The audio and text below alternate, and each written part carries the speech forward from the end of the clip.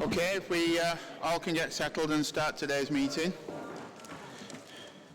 Welcome everybody. Item 1, apologies for absence. Have we received any apologies? Yeah, we've got them from Stuart Haslam, Steve Adshed, David Mellor, Liam O'Rourke and Beth Mortison. Okay, so I welcome substitutes, or their substitutes to today's meeting. There are no chair's announcements or urgent business, but I would like to welcome David and Catherine, David from Network Rail, Chris and Raj from Northern, and Catherine from First Group, as well as, I think Nigel's here. Yeah, hi Nigel, okay, from Go Northwest. Welcome to today's meeting. Item 3, declarations of interest. If anybody's got any declarations, I know some members have already handed in. There's a form in the front, or please speak to Jamie afterwards and fill in your forms and hand them in to Jamie. If it's important, then please leave the room at the necessary time. Item 4, minutes of the meeting held on the 9th of August. Can we move those as a correct record? Okay, thank you. Has anybody got any matters arising from those minutes? Nathan? On page 7, third paragraph. No, wrong place. Apologies. Page 7, yeah. No, losing the plot here. That's it. Page 12, I apologise for that. Third, item 3. The 245 service, we had subsequent meetings with officers, submitted case studies, etc., and have had no feedback. We still are objecting to withdrawal of this service, but have not had any feedback from TFGM or the operators. How would we progress that? Alison, will you take that up afterwards, please? I will do. Yeah. Thank you very much. Okay. Page 11, the withdrawal of the 389 through Hyde and parts of Duckingfield. This has caused a great deal of distress to residents, and there's a petition that will be handed in shortly. Okay, Howard, you had a question as well? It's not a question, and I did email the officer when the agenda was published. I was at this meeting, but I'm not recorded as being present. I'm surprised the minutes weren't corrected at the start of the meeting. Thank you very much, correct that, Howard. Thank you. Dory? Thanks, Chairman. It's only just asking the question. On item 5, it says members welcome the fact that the prospectus rail would be ready in time for the annual party conferences and queried the arrangements that were in place for members of the Transport Committee to lobby at conferences. I've not heard anything. I just wondered what was... Okay. Yeah, sure. A note should have gone round, and we'll get it circulated round after this, just about arrangements for this committee's receptions at each of the party conferences. So there's the Liberal Democrat conference in the next couple of days. TFGM will be present at, and I understand there's been conversations with Liberal Democrat members of the committee about that. The reception at Labour Party conference is the 23rd of September, and the reception at Conservative Party conference, which you will be hosting, is on the 30th as well. We have invited the Secretary of State to that as well. Okay, thank you very much. Howard? Yeah, there's just thank Doreen for pointing that out. There have been conversations, but the documents that were promised at the last meeting have not been given to us. And, you know, me and John, well, I go tomorrow and John goes the day after. So I know with the lastminute.com, I'm just wondering, the minute said they would be available for us. And as of yet, they're not. Why? They'll be out today, Howard. Thank you. Okay. Thank you very much. Anybody got any more questions? No? Thank you very much. Item 5, GM Transport Committee Work Programme. Okay. Who's taking this one? Okay. Nope. Yep. Thank you, Chairman. The updated work programme is with members' papers. It includes the items that members asked to be included and reminded us on the last occasion, and it's there for members' information. Has any members got anything they'd like to see on the work programme? I've got Roger first and then John. Yeah, Chair. At the Labour Group meeting earlier, we're quite happy with the work programme in the sense that there's a lot of issues in there that we need to keep an eye on. But we think it's short on the policy development side, because the first page of this report says that we need to undertake policy development. So we had quite a discussion about what policies we should be discussing, if you like, in the next few months. Let's say between now and December, for example. So the first one we came up with was High Speed 2. I mentioned this to Doreen and I said, well, Boris is reviewing High Speed 2, and Doreen said that she believed him, and she's the only one I've ever known who said that she believes Boris about anything. But anyway, that's another story. But we think High Speed 2 is important because it's got a huge effect on the economy of this conurbation as well as the north of England. So we think that's a priority. Then we listed tram technology because after the Trafford Park line, I'm not aware we know where we're going after that I'm sure there's lots of bids in. But I think what's in it for us is whether we can look at the electric trams that are coming online now, the hydrogen trams, to see whether we could recommend to the combined authority a much cheaper way of extending our tram network, if there is such a way. So we'd like to explore that. Now, the other issues, now that was for October really, High Speed 2 and tram technology, but after that, between November and December, I'm not sure we had a batting order, but we mentioned, Angeliki mentioned the climate emergency issues that have been raised by a number of local authorities, well, I'm sure she'll speak on that later. Another member mentioned Brexit. Now, we don't want to discuss Brexit, but we would like to see a report on what effects leaving the EU may or may not have in relation to transport issues and investment. Then we mentioned tram train, because everywhere we go these days, ministers and others seem to talk about tram train. What we need really is a report to show the development of tram train in Europe as well as in the UK, and how it will help us in Greater Manchester. Then there's the issue of the rail network. We've got a substantial rail network in the northwest of England as well as here in Greater Manchester, but there are lots of competing bids about how to expand the rail network in areas. So it would be nice to know what areas of Greater Manchester where there are bids to expand the rail network. We know that we can't put that right overnight, but at least it would be nice to know exactly what we're doing or what we can do about that.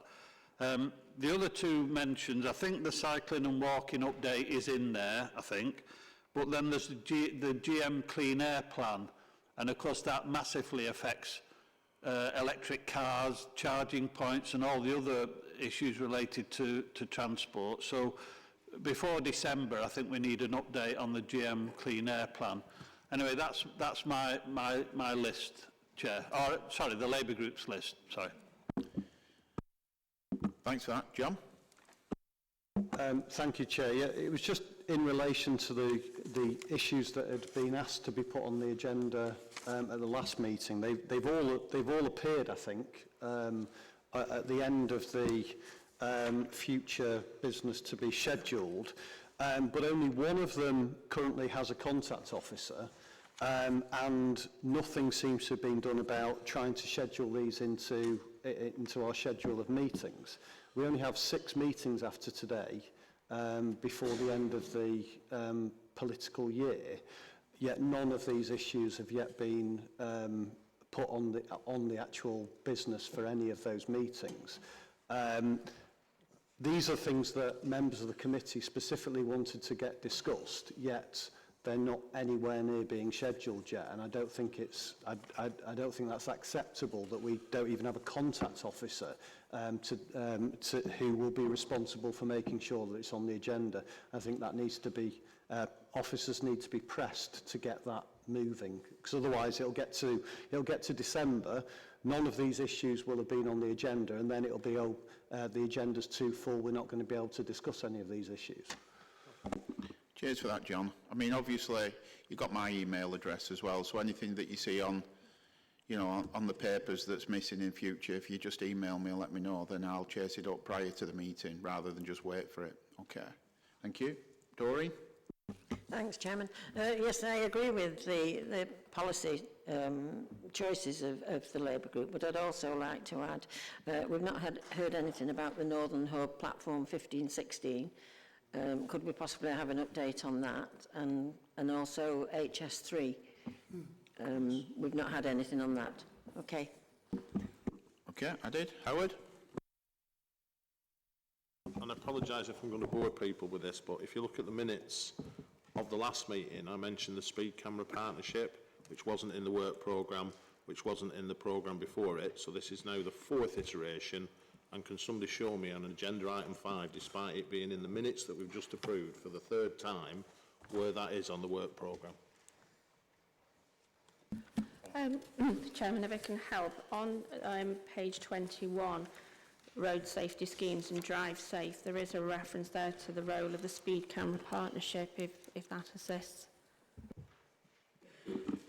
It's on there, Howard. Okay.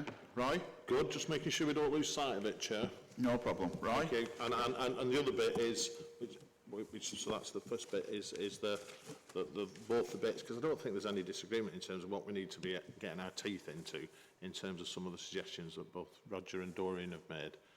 We'd echo from our side in terms of seeing them on and doing it sooner rather than later, to be honest. Noted. Roy? Thank you, Chairman. At our council meeting last Wednesday night, we had vigorous debates on various things, one on Metrolink and conductors, like on Supertram and so on, but one was on taxis. Now, you may say we don't control them, but we all use them to get to the tram or to get to the train or airport, whatever. They play a great role, and it was supportive. I suppose you could say it was political with a small p. Everybody wanted to be seen to be supporting our taxi drivers, but I personally do support them, and I do use them. And we talk about cycles, and we talk about walking, and we don't own people's walking or cycling, but they're part of the transport plan. Now, put me right, because I'm back on here after many years absent. Perhaps you had a meeting last year where you did discuss the taxi services, but I think if not, I would like to see some reference in the year to taxis. Clean air, somebody mentioned about clean air, they've got posters in their windows about this, and you know, they're having to pay for changing their taxes because of the Clean Air Act and so on. And other issues, where they park and where they use bus lanes, there are all sorts of things. And I think an item on taxis, if that's appropriate, would be important at some point. I'll just bring Kate in on that. Sure. The 10 councils have been working quite closely over the last 12 months or so around taxi and private hire vehicle minimum standards. So we can bring an update around that work and some of the issues that you've mentioned there, Councillor, as well. Consultation with them, like we consult with the bus operators and so on, you know, the train operators. I think what we were saying, we should have more, all of us were saying, we should have more respect for them as drivers, playing a great role in our town. I won't say any more. Okay, thank you. I've got Angeliki first. Okay. Thank you. I'd just like to put a little bit more meat on the bones for the report that we request on the climate emergency. As you know, the Greater Manchester Combined Authority declared a climate emergency on the 12th of August, and we are accelerating our work to become carbon neutral by 2038. Members of this committee will know that transport equals or is emitting 29% of the city's carbon emissions, and it is an integral part of how we are going to become carbon neutral by 2038. So I would like this report to refer to how do we increase the efficiency of our transport system, how do we speed up deployment and deployment of low emission energy for transport, but also how do we speed up the deployment of low carbon infrastructure, and then also touching on what do we do to move towards zero emission vehicles. I know that we're already doing a lot. For example, there is a report further down this agenda on the free bus transports, and that is low carbon in the city centre and other places. I know that we are spending 162 million on active travel, as well as having a Metrolink system that is 70% running on renewable energy. However, is that enough to take us to 2038?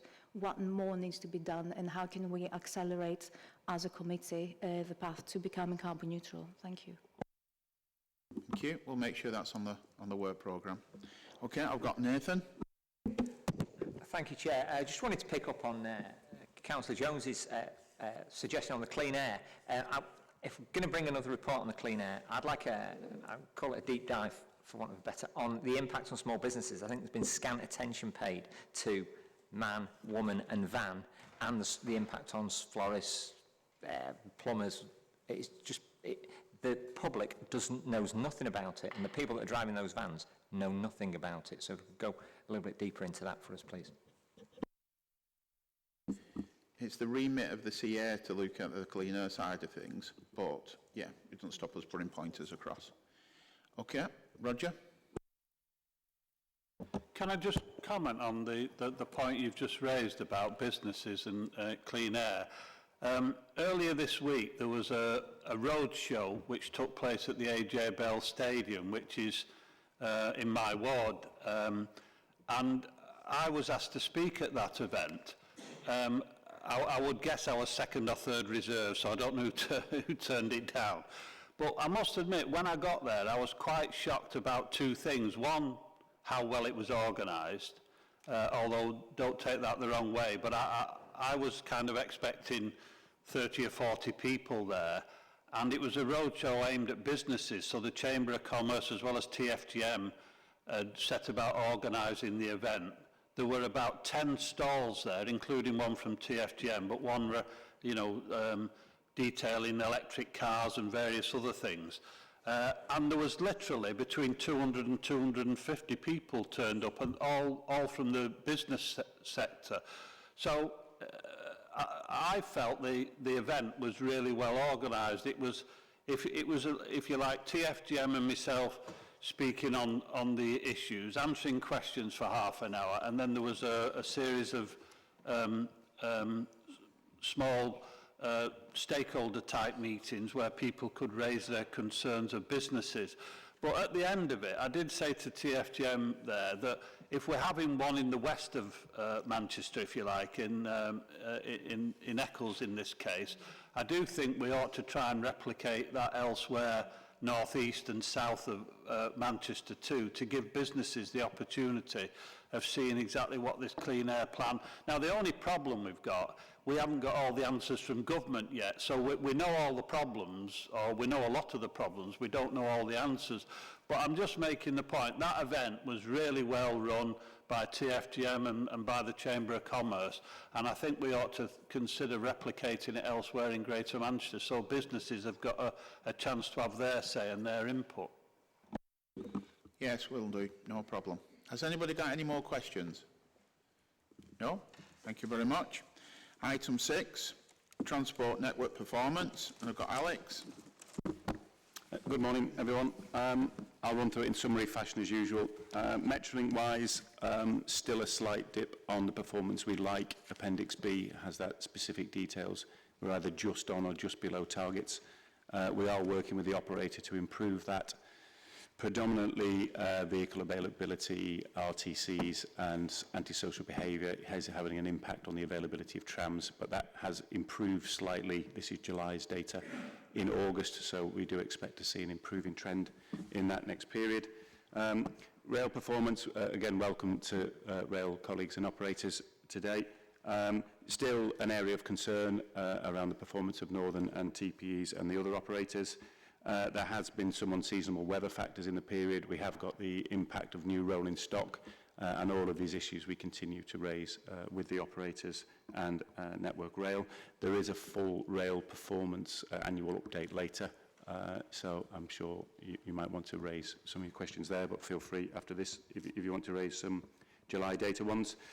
Bus-wise, continuing good levels of performance, and I would like to again welcome Go Ahead here. Since their introduction in June, I think they've added value in terms of the bus operators in Greater Manchester, so thank you, and please continue with that.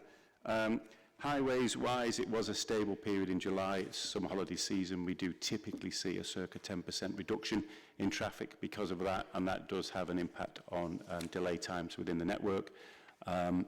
We also had some unseasonal weather there that has impacted some of the scheduled roadworks, the Regent Road, Water Street, but thankfully we're through that now, and the bulk of the works are now complete there, and we are anecdotally in the first 2 weeks of the return from summer holidays seeing some of the capacity improvements of that starting to have a positive impact, but that is early days yet. Other things to sort of note from the report, unfortunately we did have a fatality in July on the Metrolink at the Burton Road stop, a vulnerable person. Not pleasant at all.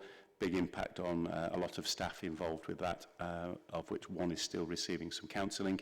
And that is a continuing trend that we see across the transport network, unfortunately.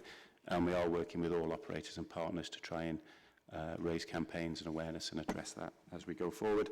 Contactless was launched in July, and for the half month of the data was just under 100,000 users.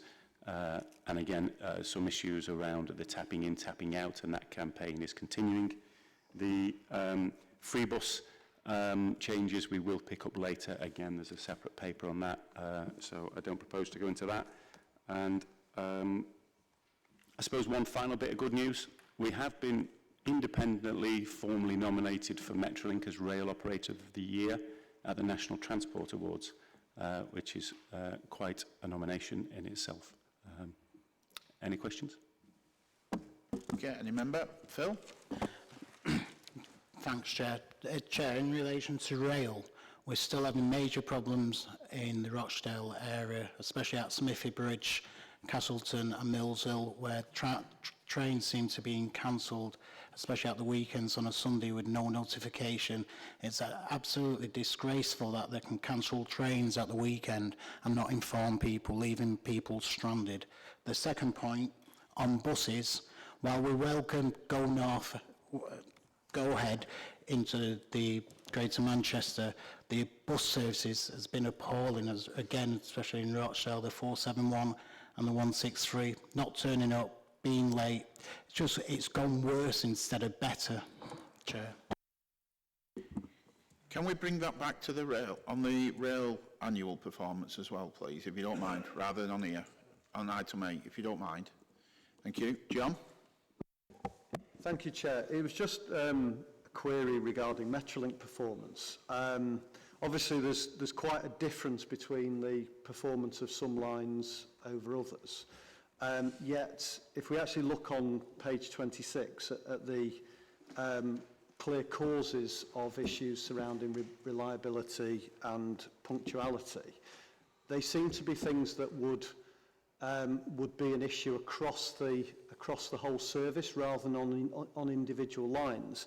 And for instance, the Alderman-Rochdale line, I understand, is perhaps the one that has the biggest issue with antisocial behaviour, yet punctuality and reliability on that line is better than most of the other ones. So I just wondered whether we had a breakdown of the causes on the individual lines of the discrepancy between the punctuality and reliability, just so that we can look at trends to see if there is any additional work that needs to be done specifically on those lines to try and address those specific issues.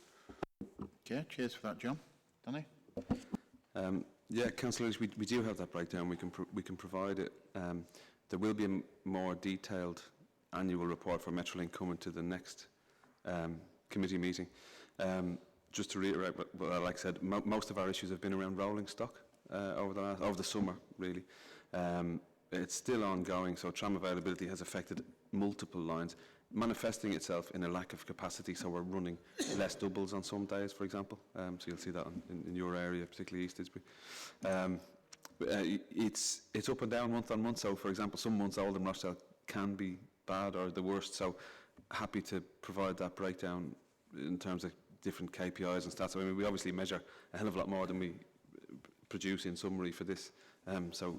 Yeah, quite happy to do that. And we have a pretty good handle on the types of issues, whether they're infrastructure or rolling stock or more operational related issues for each line. And it is different, like you say. Yeah. We can get that sent out to all councillors. Okay, cheers for that. Thank you. I've got Roy. Try and keep it brief, but I'm supporting Councillor Burke. I'm at the other end of the 471, goes through, right through my ward to Bolton, and it has got worse. Sorry to say, under Diamond, sometimes little single deckers when people can't get on. Sometimes buses missing, waiting an hour in the Bury bus station for a bus. I'll not go into any more detail. I can give it if people want it. But the 98 is still said by my Polish friends to be the worst bus service in Europe. I used to say it was the worst in the country. They say it's the worst in Europe. And they both changed hands, and I've found things have got better with them. We're told by Diamond it's shortage of drivers. The staff say perhaps it will get better in time. Perhaps they're teething troubles. But at the moment, the 471, people do sometimes wait up to an hour, and it's a 10-minute service. Wait up for an hour in the bus station. I'll leave it there for now, thanks. I'm just supporting Councillor Burke. No problem. Alison, have you got an answer to Phil's and Roy's? Yeah, we are aware of some issues at the moment with Diamond services. There are some driver shortage problems. They are actively recruiting at the moment, so they do assure us that things will improve. If you'd like to give us any specific details, we can certainly look into the individual circumstances and raise them individually with the operator. Okay, Sean. Thanks, Chair. It's just the reference to contactless payments having been introduced on Metrolink. I've had concerns raised to me by residents and staff of the council as well back in Oldham who have either stopped using the contactless payment system because they often forget to tap out because it's not as prominent, the tapping machines, and you're not reminded in the same way to tap out. And I think people have been stung for a £5 or £8 or whatever it is quite a few times. I don't know if that's the problems that you've referred to under 3.6, but it seems to be quite a common issue that people are getting on and tapping when you're waiting for the tram, but when people are in a rush and getting off because the machine's not that prominent and because you walk past it, it's very easy to do that, and lots of people are getting charged more than they should be as a result of that. Yeah, I just wanted to take issue with Alex's reporting on contactless. The first thing to say about contactless is that actually it's an extraordinary success. It's really popular. I think last week we had 73,000 journeys made on contactless, so it's increasing in popularity. I think people are learning that they do need to touch out, but it is, that issue is one that has remained. There's a stubbornly steady percentage. It's not really dropped off despite very high profile campaigns that we've had. We've got announcements, we're putting more on the trams at every stop to say touch out. We've tried to make the validators more prominent in some areas, and we are trying other things, including floor vinyls, just to give people an opportunity, as many opportunities as we can. But fundamentally though, if people do have concerns, they can get in touch with us. They absolutely are entitled to refunds, and we are refunding people as they get in touch. Not everybody is claiming refunds. But we are absolutely open to that and open to helping people. Okay. Has anybody got any more questions on these minutes? No? Thank you very much. Moving on then. We've got item 7, free bus, for the forthcoming changes and performance report. Alison? Thank you, Chair. This report covers some forthcoming changes to the Manchester free bus service. As members will be aware, we re-tendered that contract and awarded a new contract last October to last for 3 years. Over the course of the first year, we've undertaken a review of that service, and we're proposing some changes to come in from this October. The changes we're proposing reflect changes in the city centre around Spinningfields and Albert Square, also taking on board customer feedback and requests, including the later operation of the evening service that will it's proposed to run until midnight. We're also extending Route 1 to Mozzie and Castlefield at weekends to cater for sort of demand to those specific locations. The report also covers information about the performance of the service and goes into some detail in relation to various indicators of performance, patronage and operational indicators are included there. And at the end of the report, we also cover some information around the Bolton Metro Shuttle service that operates a similar service in Bolton Town Centre, connecting various points within the town centre. I'm happy to take any questions on the report, but we're seeking member approval today for those proposed changes to come in from October to the Manchester free bus. So, is everybody happy with the alterations? Yep, can we all agree on that? John, do you want to ask a question on them specific, that item specific? Yes, Chair. Just a couple of points. I think generally the proposals are pretty well received from people I've spoken to, but I just wanted to understand the logic of only having the evening service connecting Deansgate Station and Oxford Road Station, and I haven't noticed in the report, I may have missed it, but I'm not sure what time the evening service actually starts. But I suppose my question is why are Deansgate Station and Oxford Road Station being taken out of the daytime service? I'll just take another one first before you answer that. Matt? Yeah, thank you, Chair. Yeah, it's just in relation to the Stockport Metro shuttle. Yeah, as the report says, it was regrettably withdrawn on the 27th of April 2019. Part of the discussions around it were proposals. I think TFGM and Stagecoach were asked to provide a report to the executive member about if Stagecoach can make any arrangements for incoming buses from Brinnington and outwards to maybe divert through the marketplace. I've been made aware that we've heard nothing back from Stagecoach since then, so I've just been asked, Alison, if you could maybe get in touch with Councillor Mellor and someone from Stagecoach to provide an update. Thank you very much. Okay, thanks for that. Just before I bring you in, Phil, have you got an answer to John's? Yeah, we've certainly looked at demand and where, in terms of proposing the new routes of the service.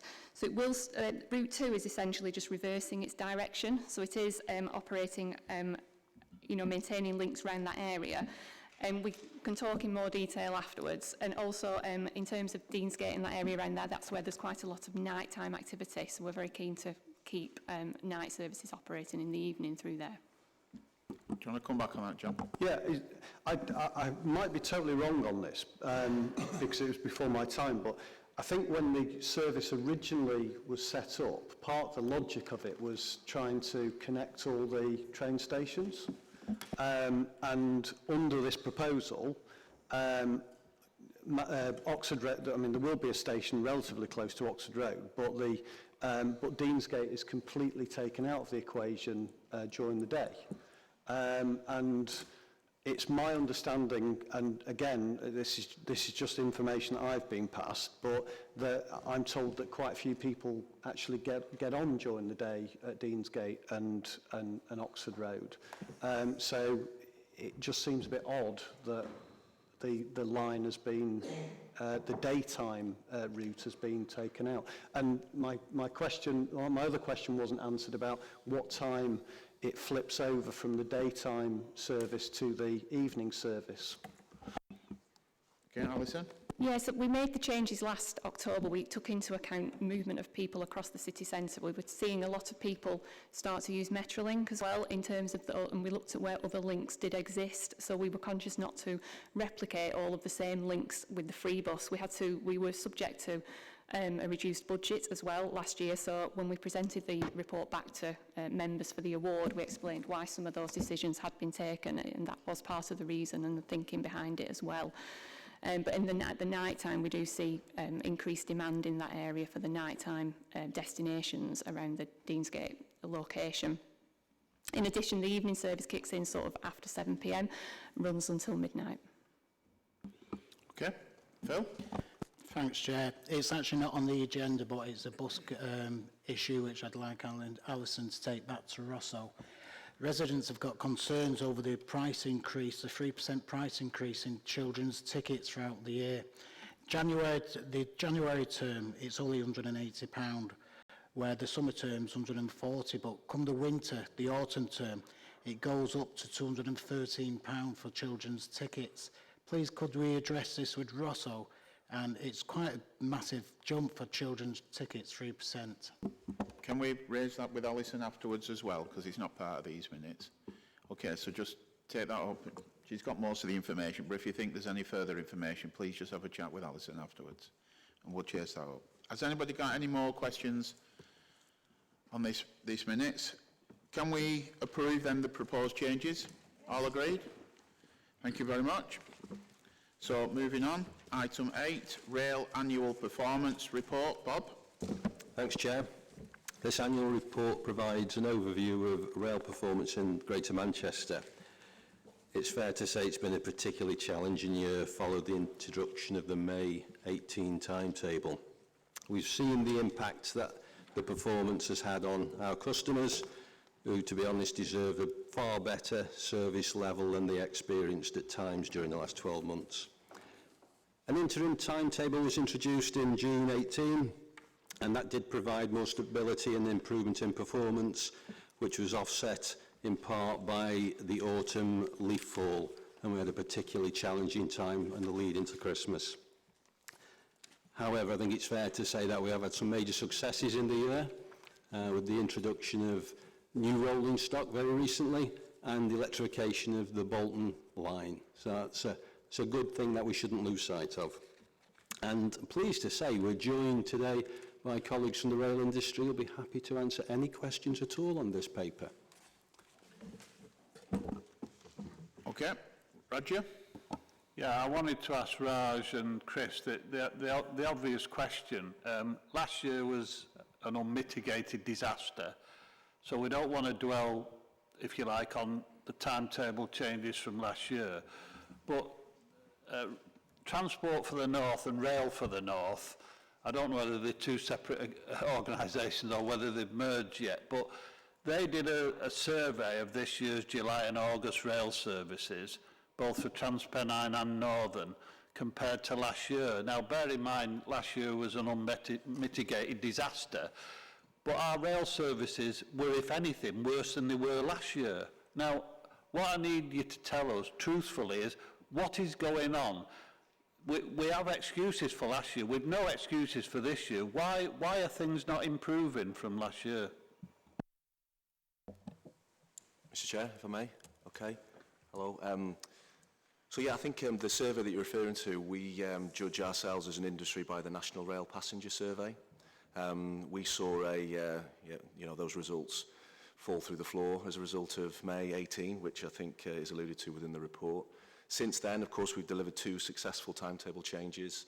Service levels have stabilised. We've seen actually performance steadily improve over the last 12 months, with the exception of the last 8 weeks, which I can go into shortly. Particularly for this part of the world, Manchester, we actually saw a 17% uplift in customer satisfaction. So that goes to show in the 6 months from May to when the next survey was taken, customers are actually telling us that they're much happier. And given that punctuality is the biggest single driver of satisfaction, I think that reflects that the railway industry has learnt a lot from May, and the performance has stabilised with the interventions that we've made. But we're certainly not resting on our laurels. We're still towards the bottom of the table when you look nationally at customer satisfaction. There's a lot more that we need to do, particularly around handling of delays, around punctuality and around the cleanliness of our trains, because that's what customers are telling us are the most important drivers of satisfaction. So I guess what I'm trying to say is we have seen things stabilise, we have seen things improve, but we recognise that there's much more to do. Just on that, I know you're throwing figures out and 17%, but 17% increase on customer satisfaction from last year's absolute disaster isn't much. And that's the worry, I think that's the point that Roger's trying to get across. We're representing those people that use your services. How do we persuade them to come back on the rail network and use rail again as a form of transport? I think, Mr Chair, you're quite correct. I think the rail industry has been significantly damaged as a result of everything that's happened over the last year or so. We're working very, very hard with industry partners to improve things. And one of the things, particularly at Northern, and I'm sure Catherine and David will be able to elaborate on this, certainly at Northern, we recognise that we've had to go on a big offensive to rebuild trust. And that's one of the reasons why this year we've engaged in the £1 million ticket giveaway, for example, to bring people back to rail now that performance is starting to improve. We did, you've probably seen it, it's been very well publicised, a 10 pence and 5 pence ticket flash sale. So that's 80,000 tickets that we managed to sell in 5 days, resulting in 1.2 million website hits. We've done a number of other offers as well to encourage people back to rail. And we actually are seeing patronage really start to rise. So we recognise that there's still a lot more to do, but I guess what I'm trying to say is, based on your question, we think that trust is slowly being rebuilt, but we do recognise that there's a long time lag given what's happened over the last 18 months. Catherine, do you want to come in as well, please? Yeah, fully support everything Chris has said. It's been hellish for customers, and we are now seriously got to rebuild that. NRPS for both businesses, Chris has alluded to, the headline for how customers are feeling is actually fundamental about a punctual and reliable service. For TPE, that's number one. Number two is crowding. Their ability to get a seat. We are the busiest train operating company in the UK. It's official. So until we see the groundswell of the investment in the north, which is, you know, £500 million worth of new trains for TPE alone, and it's more for Northern, we're not fundamentally, of course we've got to run the day job, and we've got to run that well, and we haven't done in the last 2 periods. But we've got to get this investment in, and that's fundamentally what's driving how customers are feeling, particularly commuters. Okay, I've got Phil. Thanks, Chair. Morning, Chris, Raj. I know that we had a meeting last year, Raj, with yourself, Owen Roberts, what used to work for TFGM, and the pressure group Storm, and I thought that was quite a good, positive meeting, but we seem to be taking a step back when it comes to Sunday services, especially in Smithy Bridge, Castleton, Millshill. You're cancelling services without notification. Sometimes you're leaving people stranded, or you're changing your timetable. We need to address this. It's unfair that people are being penalised because you can't get the staff to work on a Sunday. Mr Chair, if I may. Thanks, Councillor Burke. So I've had the pleasure of presenting to Storm as well over the last couple of months to explain this, but I think for the benefit of the committee, if I may, it might be useful just to set a little bit of the context about why we find ourselves in the position that we do on Sundays. So we are still cancelling trains on Sundays, and it's a result of very inflexible terms and conditions that we have within our driver population. To set the scene further, with Northern, we've got a large number of drivers, around about 1,300. Those drivers are on 3 different sets of terms and conditions, depending on where they are in the country. Some drivers have Sundays inside the working week, and some drivers, particularly in this part of the world, have Sundays outside of the working week, which essentially means there's always a voluntary element to working on Sundays, and that does create issues when we're amending the train plan as a result of engineering works. It's difficult to match drivers' terms and conditions to those amended workings, and that's why you've seen with those emails that we send out on a Friday, short notice advice of cancellations on Sundays.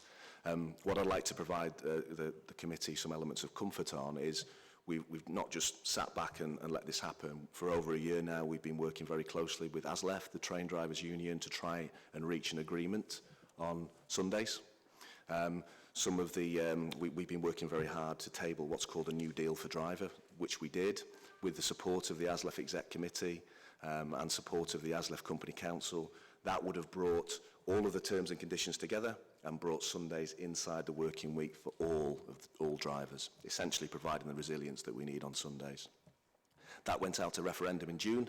It came back with a 60-40 reject for drivers, which we were disappointed about, as were ASLEF. So we're still engaging in discussions about retabling that deal later on this year.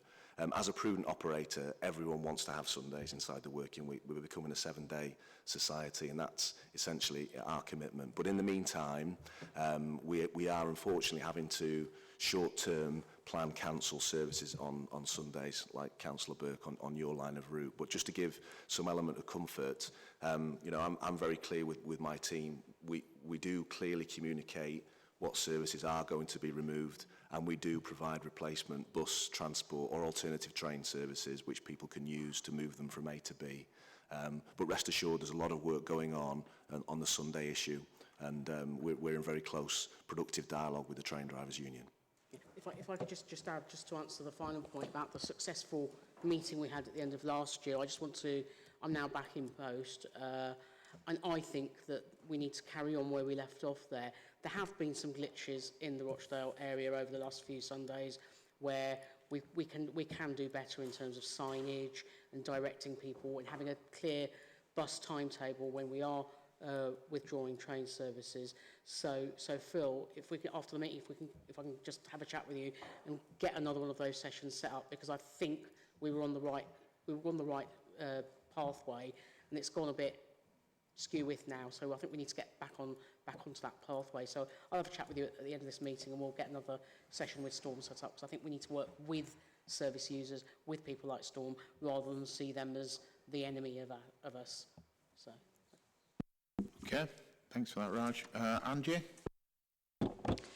Just to let you know that I'm here as a sub, but I'm not actually subbing for anybody. Does that affect my ability to speak? It's fine. Thank you. Yeah, I'm on the Hope Valley line, and I can echo everything that Councillor Burke says, with knobs on, I think. You name a problem, the Hope Valley line suffers from it. We have short-form trains. We have huge problems with cancellations, weekends and evenings as well. Skip stopping is a major problem between New Mills and Manchester, and that happens without notice.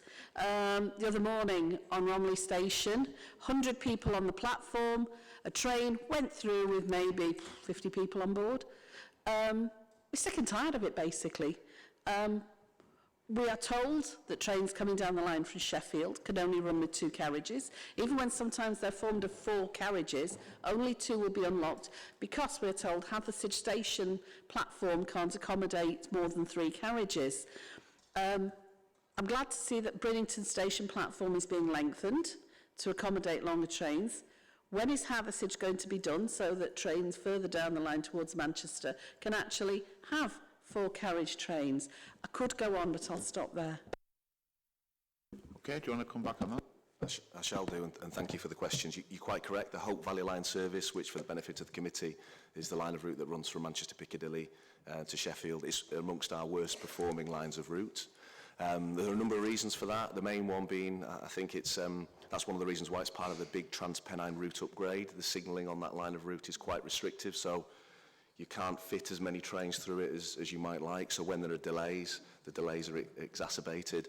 And also, of course, you know, we get in the way of faster long-distance services because we are the stopping train. So sometimes, often we're held at Sheffield.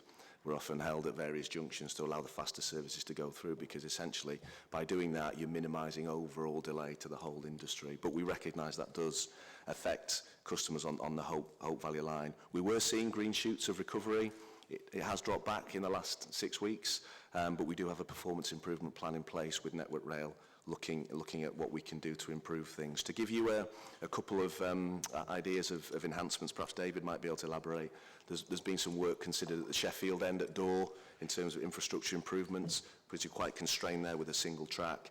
And what you mentioned in terms of Hathersage and capacity as well, I've been speaking to my team only in the last couple of weeks about extending Hathersage platform. We have it confirmed that it's absolutely going to happen, and I'll come back to you at the end of this meeting, myself or Raj, with a date as to when that's going to take place.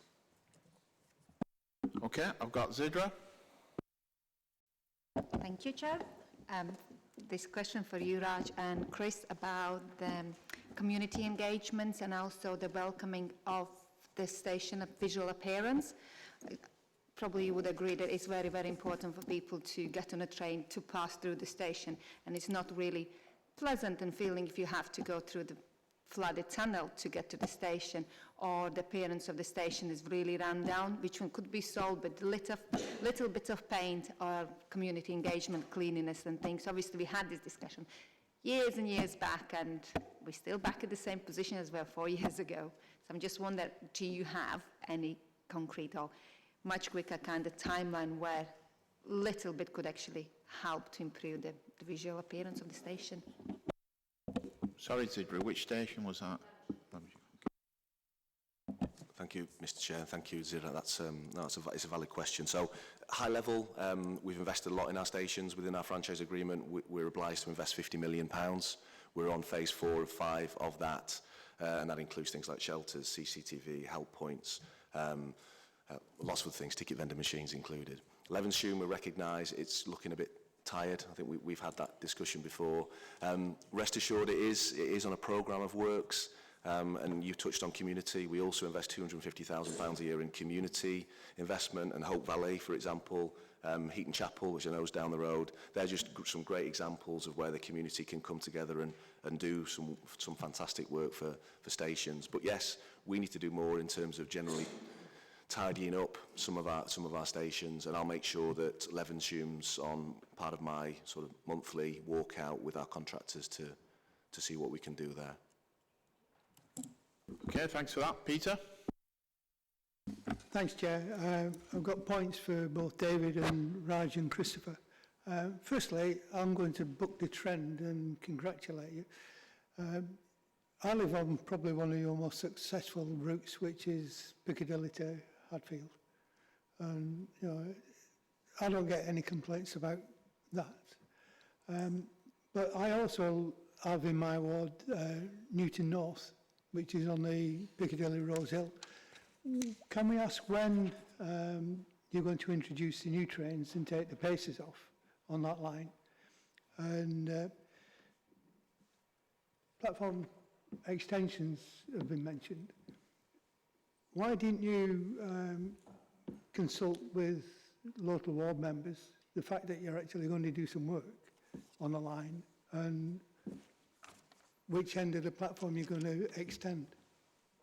Because it would have been very helpful to be able to have an input, certainly at Flowery Field Station, about which end you extended the line. I'm just a bit bothered about, obviously, that comment's not quite rail performance, although it could affect performance if it's not done. But I'd like a few minutes after we're the just meeting. going slightly out of it here, so if anybody's got anything that's not connected with performance, please, then just, I'm sure you can have a chat with Raj and Chris afterwards. Yeah. They'll have a chat with you about it. But on the other issue, do you want to answer them? If Mr. Chair will allow me to answer the question on new trains and Hadfield line performance. So Hadfield line, yes, some of our routes in South Manchester are consistently hitting 95 to 96% PPM. They are good performing lines of route. The only issues on the Hadfield line are antisocial behaviour, which we're finding around Hattersley area, which is something that we're working very closely. We've got an action plan in place with the British Transport Police to address. In terms of new trains, so we've got, as of today, 19 brand new trains in operation on routes around the northwest. They'll be spreading out between now and the middle of next year across other routes as well. And I don't want to spoil the surprise because they'll be announced with great fanfare in the next few months. But what I guess I'll use this as an opportunity as well. As a committee, we're going to have a number of launch events coming up as we launch new trains on new routes. And we'd be more than happy to have you along to those events so you can see the trains for yourselves. And also it's a good cause celeb for your particular areas as well. So myself and Raj will be sending those invites out as we launch those trains. Very exciting times. Smashing, thanks for that. No. Certainly, right. Short forming is a major problem. It's all written out there and I've experienced it a lot. But would it be the next meeting and the meeting after you could give a further report on this, or does it just get lost after this? I'm asking advice procedurally. Can this be on future reports? Because you say it's going to improve. I'm sure you hope it is. But could we have evidence of that in a future report? It's reported back quarterly to you, so... Quarterly. Okay. Okay. No problem, right. Did you want to ask a question, Matt, and then I'm going to move on? Okay. Yeah, thank you. It's more of a comment, really. Yeah, I'll be very brief, though. I know you're saying that customer satisfaction is up on Northern, but I don't think you can spin the fact that that the study presented to Transport for the North yesterday shows that performance is very much worse and is extremely critical. So I appreciate your efforts, but the facts say otherwise.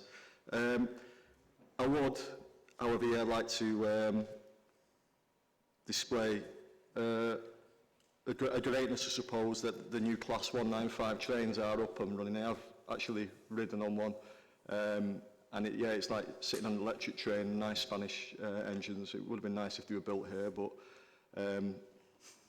and also it's great to see with TransPennine Express as well that we've got locomotive-hauled trains, the first ones on the TransPennine line since before I was born, 1990, the year before I was born, so that's great to see. What I would like to ask is, if it's possible, I have got some concerns with how Northern Rail are operating in terms of penalty fares. I would like to see, I'm sure other councillors have had complaints from their constituents, I would like to hear how many penalty fares Northern have issued within the city region since they were introduced in 2017.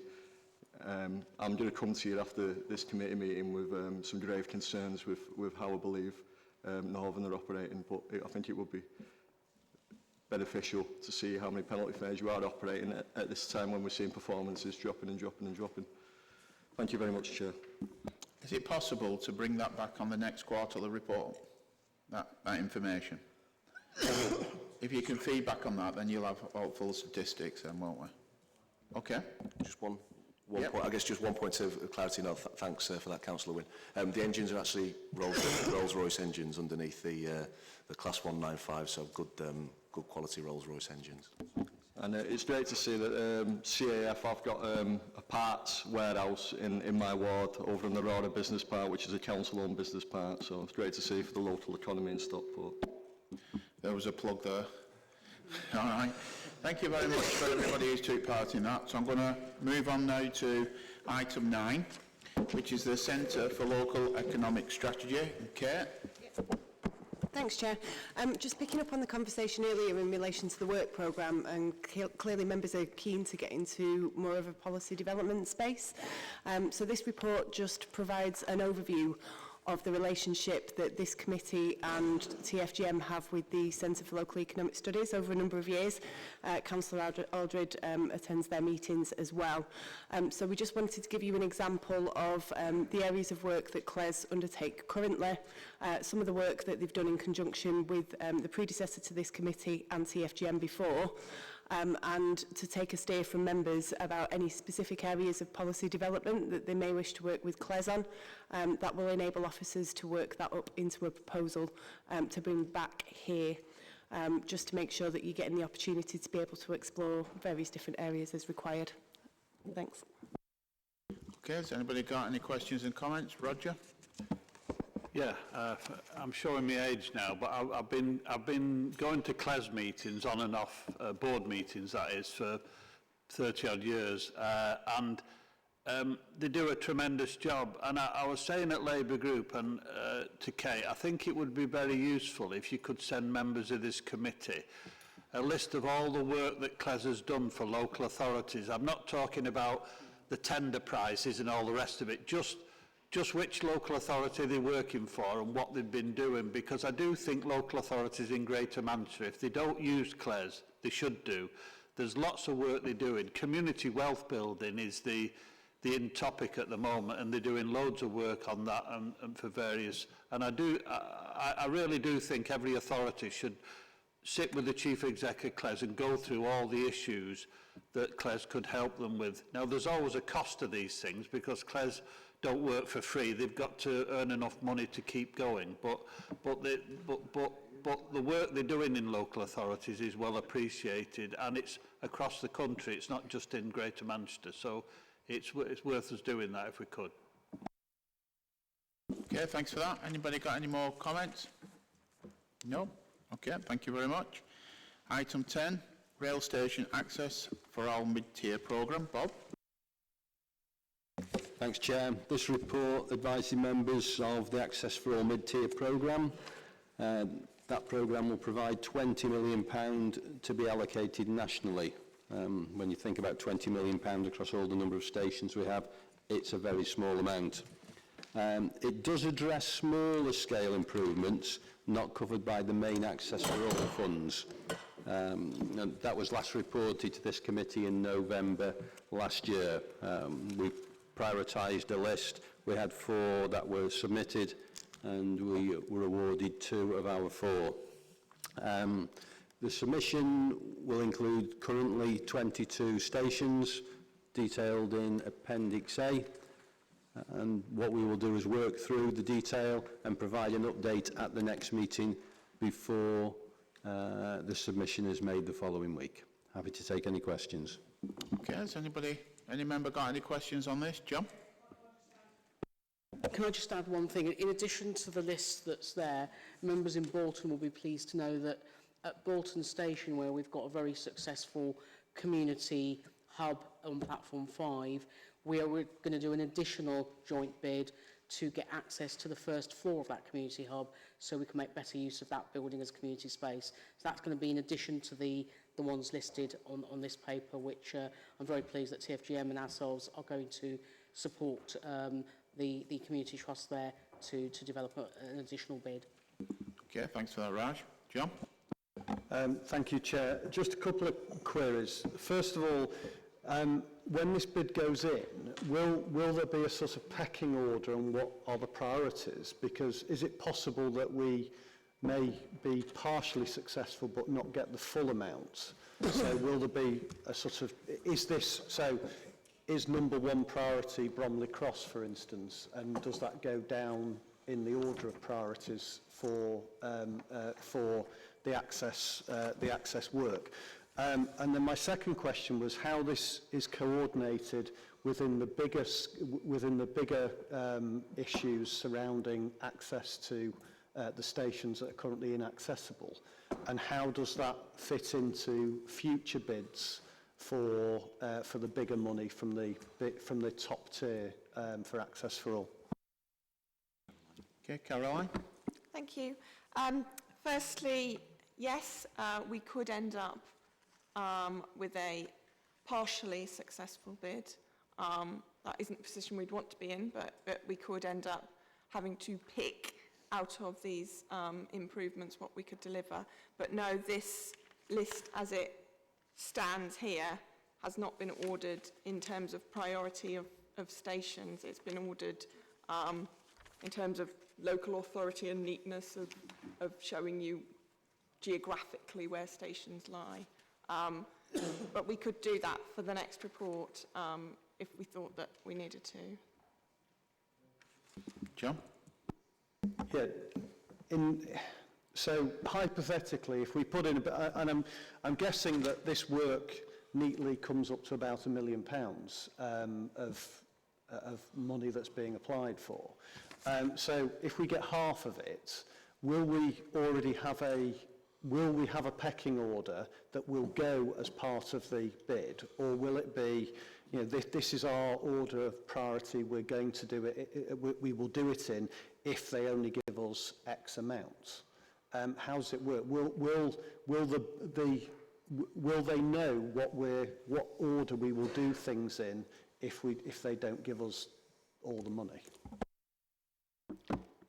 So the bid is actually match funded.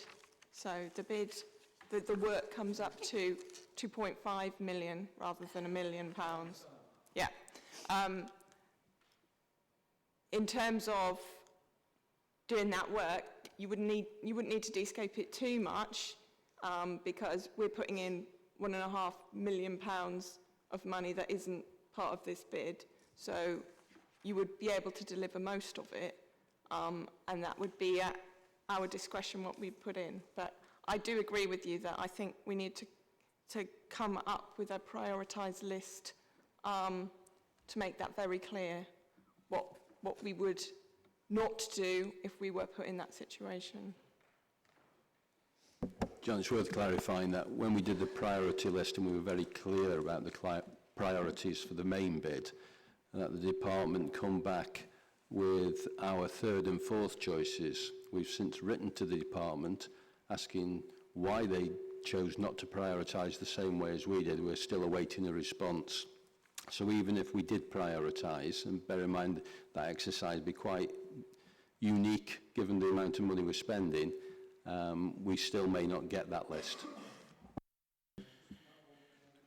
Sorry, Chair, just for clarity, so if we were to get less than the full million, is the intention still to spend another 1.5 million? So if we get 500,000, we'll spend 2 million, or if we get 500,000, would we be spending 0.75 million on top of the 500,000 that we got? It will be pro rata to what we're awarded. And in terms of which ones we choose, it would probably come down to the deliverability, working with Northern and Network Rail to see what's the easiest way to get best bang for the money. Okay, anybody got any other questions? Peter? Thanks, Chair. Could I ask why the list wasn't named? We've got areas of a number of stations to bid for, but not the names of the stations. And in Tameside, out of the 13 stations that we have, only 3 are fully disabled access friendly. I didn't fully understand that, Peter, to be fair, because he names the rail stations on mine as Romley, Part, Stockport, etc. Well, I'm looking at page 88. Page 91. Page 91. On page 91 it lists them all. Sorry. Okay, 91 and 92, no problem. Anybody else got any other questions? John? Whilst it's perhaps not relevant to the bid to which this report refers, I think I would like to take the opportunity to raise the issue of Greenfield Station in Oldham, which of course is only fully accessible on one side, so if you go in towards Manchester you're all right. All right, it's all right. If you're going... So if you're going towards Manchester, you're all right. On your way home, though, you're knackered. If you need it to be accessible, I know that the solution at the moment is to offer to pay for a taxi to get people down the road to Staley Bridge, which is not ideal. I would like to make a plea that TFGM reviews the top 10 list of stations in need of step-free access so that Greenfield is included. But I do want to as well say thank you to TFGM who are engaging with us, the local authority in Oldham, to identify a possible source of funding to make Greenfield fully accessible and work with us on a scheme. So I'm grateful for the work that's been done, but I would like to make that plea that the top 10 list of stations in need of step-free access is reviewed with the potential to include Greenfield. Thank you. We will do. Do you want to come back, Bob? I can reassure that even at Transport for the North Board meeting and Rail North Committee yesterday, we raised Greenfield and the trap that it's got itself into, because originally we were told it would be covered by one programme, the other programme said no, it will be covered by TRU. TRU are now saying no, it's not. I'm sure David will recognise this, so we're working hard to ask officials at the department and Network Rail to move this forward. Discrimination against Yorkshire. We'll not comment on that. Right. Okay. Any other questions on this matter? No. Thank you very much. And thanks for attending today's meeting. We'll just take a 5-minute break, and then we've got the informal briefing about bus reform, if anybody wants to hang back. Thank you.